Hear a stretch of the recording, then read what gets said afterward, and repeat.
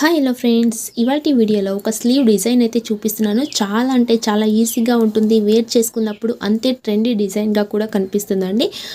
ఈ వీడియో అయితే స్కిప్ చేయకున్నట్టు చూస్తే మీకు ఈ స్లీవ్ డిజైన్ అనేది పర్ఫెక్ట్గా వచ్చేస్తుంది. ఓకేనా. ముందుగా మనం బ్లౌజ్కి హ్యాండ్స్ అయితే కట్ చేస్తాం కదండి. నార్మల్ హ్యాండ్స్ ఏ విధంగా అయితే కట్ చేసుకుంటామో అలాంటి హ్యాండ్స్ అయితే కట్ చేసుకోవాలి. ఓకేనా. ఇక్కడ నేను పేపర్ మీద చూపిస్తున్నాను. ఇక్కడ వచ్చేసి నేను 8 ఇంచెస్ దగ్గరికి మార్క్ చేస్తున్నాను. ఓకేనా. హ్యాండ్స్ ఒరిజినల్ లెంత్ వచ్చేసి మనకి రెడీ అయిన తర్వాత వచ్చేసి 6.5 ఇంచెస్ అయితే వస్తుందండి. ఇలా 8 ఇంచెస్ దగ్గరికి మార్క్ చేసుకుంటే మీకు ఎంత హ్యాండ్స్ లెంత్ కావాలో దానికి 1.5 ఇంచెస్ ప్లస్ చేసుకుంటూ మీరు ఇక్కడ మార్క్ చేసుకోవాలి. ఓకేనా. ఇక్కడ నేను ఇప్పుడు 8 ఇంచెస్ దగ్గరికి మార్క్ చేసి స్ట్రైట్గా లైన్ని డ్రా చేశాను. నెక్స్ట్ హ్యాండ్ కర్వ్ షేప్ తీయడానికి 3.5 ఇంచెస్ దగ్గరికి మార్క్ చేశాను.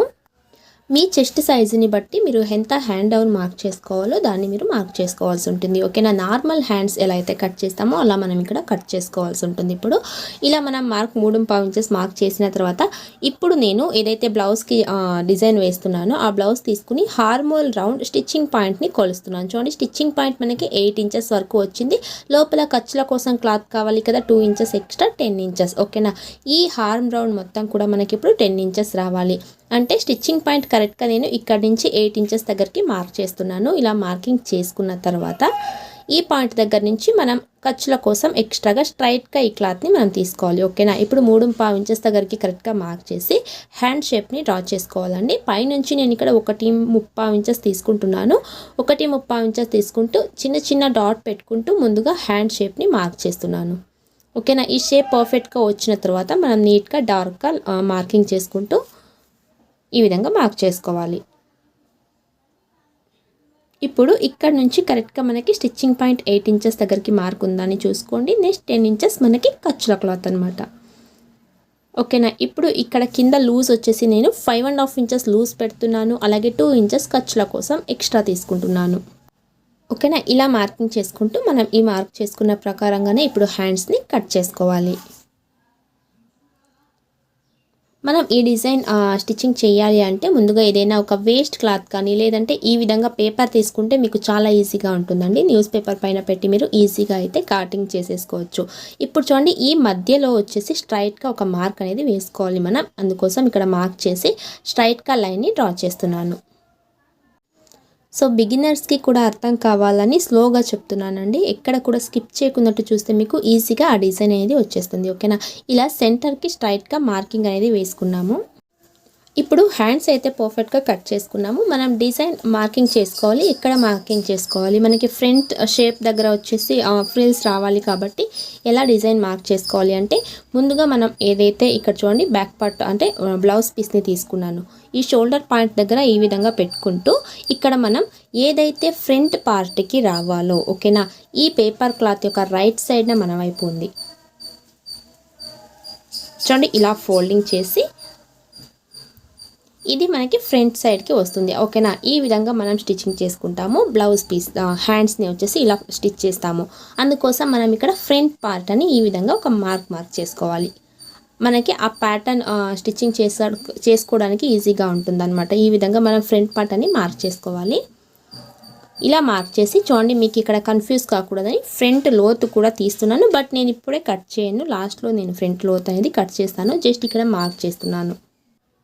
ఇప్పుడు కింద పట్టి క్లాత్ కటింగ్ చేస్తున్నాను. కింద నుంచి 1.5 ఇంచెస్ దగ్గరికి మార్క్ చేస్తున్నాను. ఓకేనా. 1.5 ఇంచెస్ దగ్గరికి మార్క్ చేసి నీట్గా ఈ క్లాత్ అనేది మనం కట్ చేసుకోవాలి. నీట్గా ఇక్కడ ఫోల్డ్ చేసి నేను ఈ క్లాత్ని కట్ చేస్తున్నాను, ఈ పేపర్ని కట్ చేస్తున్నాను. ఇది వచ్చేసి మనం మెయిన్ ఫ్యాబ్రిక్ పైన ఇంతే క్లాత్ని కట్ చేసుకోవాల్సి ఉంటుంది. ఓకేనా.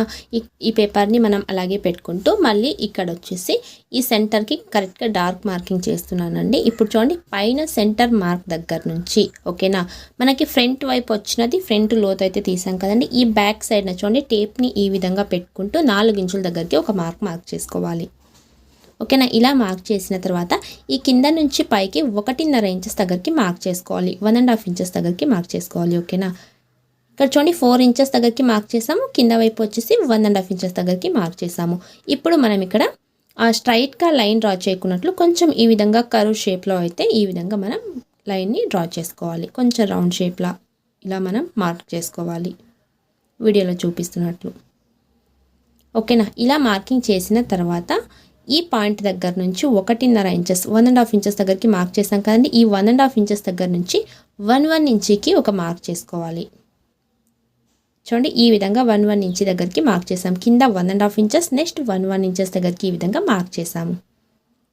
మనకి 4 మార్క్స్ అయితే ఇక్కడ వచ్చిందండి. నెక్స్ట్ ఇక్కడ మార్క్ అయితే మిడిల్ మార్క్ ఉంది కదా, ఇక్కడ నుంచి 2 ఇంచెస్ దగ్గరికి ఈ విధంగా మనం మార్క్ చేసుకోవాలి. నెక్స్ట్ చూడండి ఈ మిడిల్ మార్క్ అయితే ఉంది కదా, ఈ మిడిల్ మార్క్ దగ్గర నుంచి ఇటువైపు కూడా 2 ఇంచెస్ దగ్గరికి ఒక మార్క్ చేసుకోవాలి. ఇలా మార్కింగ్ చేసుకున్న తర్వాత మనం మీకు కొంచెం దగ్గరలో అయితే చూపిస్తున్నానండి. ఇలా మార్కింగ్ చేసిన తర్వాత ఈ లైన్ని మనం స్ట్రైట్గా స్కేల్ ద్వారా మనం మార్కింగ్ చేసుకోవచ్చు. నేను ఇక్కడ డైరెక్ట్గా మార్క్ చేస్తున్నానండి. మీరు స్కేల్ ద్వారా నీట్గా ఇక్కడ స్ట్రైట్గానే మార్క్ చేసుకోండి. ఓకేనా. ఈ విధంగా స్ట్రైట్గా మార్కింగ్ చేసుకోవాలి. మొత్తం కూడా ఇదే విధంగా స్ట్రైట్గా మార్క్ చేస్తున్నాను. ఇప్పుడు మనం మార్కింగ్ చేసుకున్నాం కదా, ఈ రౌండ్ షేప్ అయితే మార్క్ చేసాం కదండి, ఈ మార్క్ని కట్ చేసుకోవాలి. ఓకేనా. ఇప్పుడు మనం ఇది వచ్చేసి మనకి బ్యాక్ సైడ్న వస్తుంది. హ్యాండ్స్ వేర్ చేసుకున్నప్పుడు బ్యాక్ సైడ్న వస్తుంది అనమాట. ఇప్పుడు మనం ఏదైతే డిజైన్ ప్యాటర్న్ రెడీ చేసుకున్నామో ఇది మనకి ఫ్రంట్ సైడ్ వస్తుంది. ఈ ప్యాటర్న్ని ఇప్పుడు మనం మెయిన్ ఫ్యాబ్రిక్ పైన పెట్టి మార్క్ చేసుకోవాలి. చూడండి ఇక్కడ మనం లైన్ మార్క్ చేసాం కదా, ఈ లైన్ని కొంచెం ఇక్కడ ఒక 1/2 ఇంచ్ అలా వదిలేసి ఈ విధంగా మనం కట్ చేసుకోవాలి. మొత్తాన్ని కట్ చేసుకోకూడదు, అక్కడ 1/2 ఇంచ్ వదిలి ఆ తర్వాత ఈ విధంగా మనం లైన్ పైనే కట్ చేసుకోవాలి. చూసారా ఈ విధంగా కట్ చేసుకోవాలి. ఇప్పుడు మనం మెయిన్ ఫ్యాబ్రిక్ తీసుకుందాం.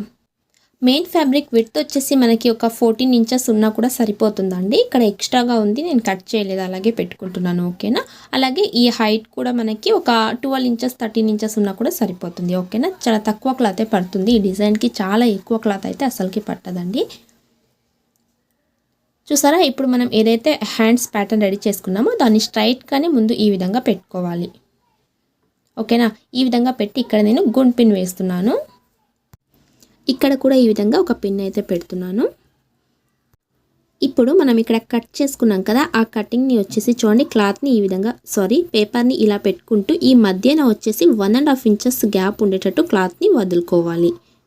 ఓకేనా. కరెక్ట్గా ఇక్కడ 1.5 ఇంచెస్ దగ్గరికి మార్క్ చేయండి. ఆ తర్వాత వచ్చేసి మీరు సెట్ చేసుకుని ఇక్కడ గుండ్ పిన్ని వేసేసుకోవాలి.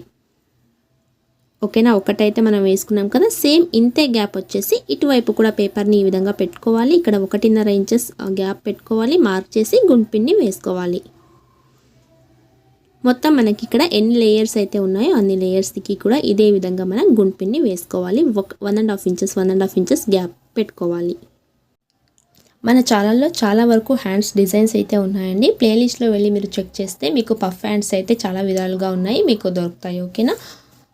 నెక్స్ట్ వచ్చేసి ఇక్కడ కూడా చూడండి లాస్ట్కి 1.5 ఇంచెస్ దగ్గరికి కరెక్ట్గా పెట్టుకున్నాను. ఇక్కడ మార్క్ చేశాను. ఆ తర్వాత వచ్చేసి పేపర్ని ఈ విధంగా అడ్జస్ట్ చేసి గుండ్ పిన్ని వేసుకోవాలి.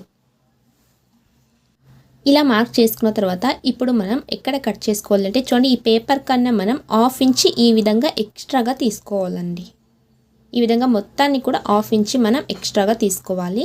ఇక్కడ మార్కింగ్ అయితే మీకు కనిపించదని నేను డైరెక్ట్గా కటింగ్ చేస్తున్నాను. చూడండి వీడియోలో చూపిస్తున్నట్లుగానే మీరు 1/2 ఇంచ్ క్లాత్ని ఎక్స్ట్రా తీసుకుంటూ కట్ చేసుకోవాలి. స్టిచ్చింగ్ చేసిన తర్వాత మనకి పర్ఫెక్ట్గా సరిపోతుంది. ఈ మొత్తం క్లాత్ మనకి ఖర్చుల్లోకి పోతుంది. ఓకేనా. ఈ పై వైపు మనం కరువు షేప్ లాగా ఉంది కదా, ఇది కూడా చూడండి ఈ విధంగా 1/2 ఇంచ్ ఎక్స్ట్రాగా పెట్టుకుంటూనే కట్ చేసుకోవాలి.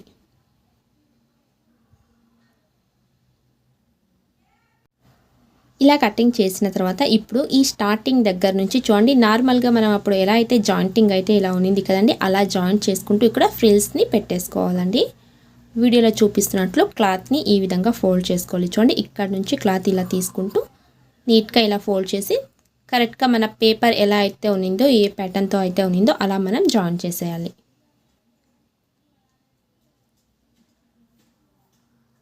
చాలా అంటే చాలా ఈజీ అండి, ఈజీగానే వస్తుంది. ఒక్కసారి ట్రై చేసి చూడండి.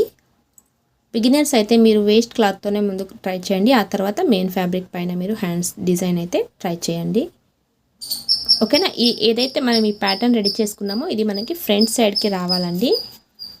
నేను ఇక్కడ ఈ వీడియోలో చెప్పిన టిప్స్తో మీరు కట్ చేస్తే ఫ్రంట్ పార్ట్కే వస్తుంది.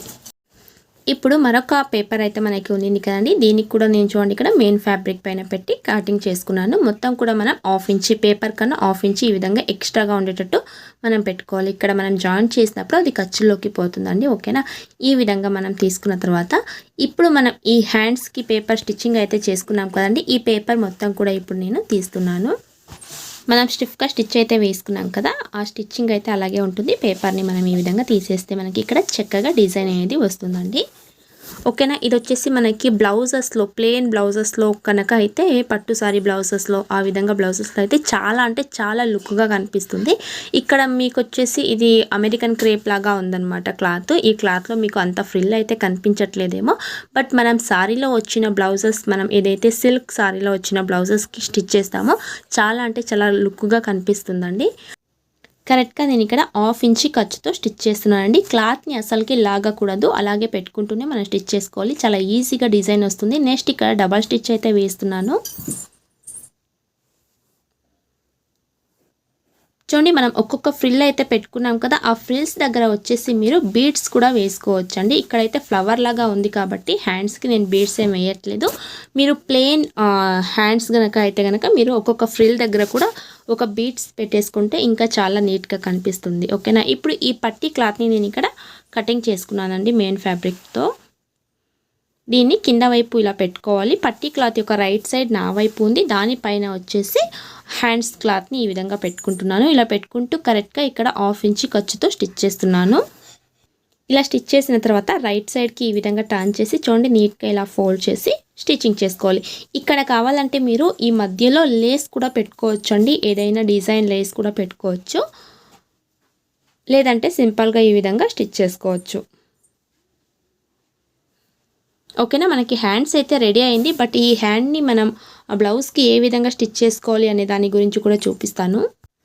మనం ఈ హ్యాండ్స్కి వచ్చేసి ముందుగానే ఫ్రంట్ లోత్ అయితే మనం కట్ చేసుకోలేదు కదండి, సెంటర్ మార్క్ అక్కడ మార్క్ చేసిన తర్వాత ఇక్కడ నేను ఫ్రంట్ లోత్ కూడా కట్ చేసుకుంటున్నాను.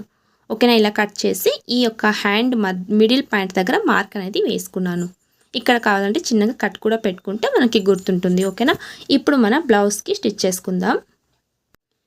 కరెక్ట్గా మనం ఈ బ్లౌజ్ యొక్క మిడిల్ పాయింట్ దగ్గర నుంచి స్టిచ్చింగ్ స్టార్ట్ చేయాలి. ఓకేనా, ఇలా పెట్టుకుంటూ 1/2 ఇంచ్ ఖర్చుతో మనం ఇక్కడ స్టిచ్ చేసుకోవాలి. ఇక నార్మల్ హ్యాండ్ ఏ విధంగా అయితే మనం స్టిచ్చింగ్ చేసుకుంటామో అలాగే మిడిల్ పాయింట్ దగ్గర నుంచి మనం స్టిచ్చింగ్ చేసుకోవాలండి. ఇక మొత్తం ఫైనల్ లుక్ వచ్చేసి వేర్ చేసుకున్నప్పుడు ఎలా ఉంటుంది అని మీరు థంబ్నెయిల్లో చూసే ఉంటారో ఆ విధంగా మనకి కనిపిస్తుంది. ఇది వచ్చేసి ఫ్లవర్ లాగా ఉంది కాబట్టి ఫ్యాబ్రిక్ మీకు అంత నీట్గా ఫ్రిల్స్ కనిపించట్లేదేమో, బట్ నేను ఒక బ్లౌజ్ కూడా పెట్టాను కదా అక్కడ, సేమ్ అలాంటి ప్యాటర్న్ అనమాట, సేమ్ అలాగే వస్తుంది మనం బ్లౌజ్ పైన కటింగ్ చేసుకుంటే కనుక. ఓకేనా ఫ్రెండ్స్, ఈ వీడియో ఇస్తే ప్లీజ్ లైక్ చేయండి. మన ఛానల్ ఫస్ట్ టైం చూస్తే ప్లీజ్ సబ్స్క్రైబ్ చేసుకోండి. Thank you for watching.